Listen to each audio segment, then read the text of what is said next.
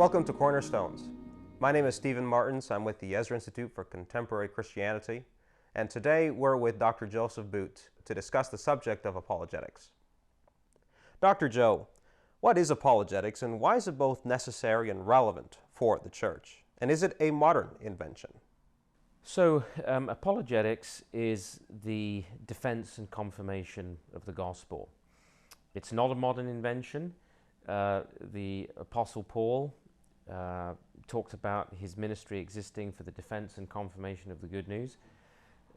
Peter, in 1 Peter 3:15, the classic Magna Carta of Christian apologetics, talks about the importance of setting apart Christ as Lord in your hearts and always being ready to give a defense and apologia for the hope that is in you.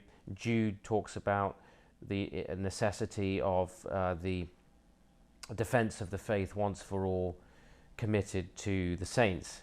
So apologetics is not a new idea. It's right there in the New Testament, and I think perhaps the best illustration of it is there in the book of Acts when Paul goes to the Areopagus at Mars Hill, the center of learning, perhaps even a governing council, but certainly the center of learning for the ancient world there, and gives his defense, his apologetics. It's not about saying sorry, it is about offering a defense of the faith. So it remains relevant, and it was continued by the early church. So it wasn't just the apostles, but then you can see men like Justin and Origen and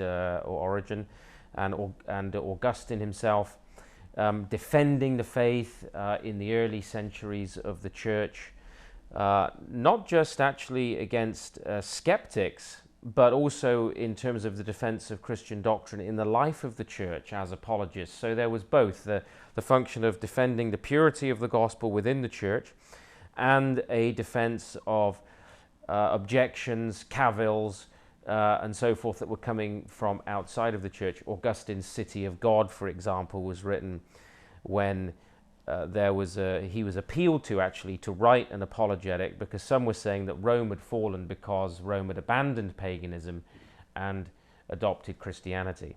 So you see it both inside the church and for the non-believer, and we see it in the apostles and we see it in the modeling of the early church. And the church has continued to do apologetics right down the centuries.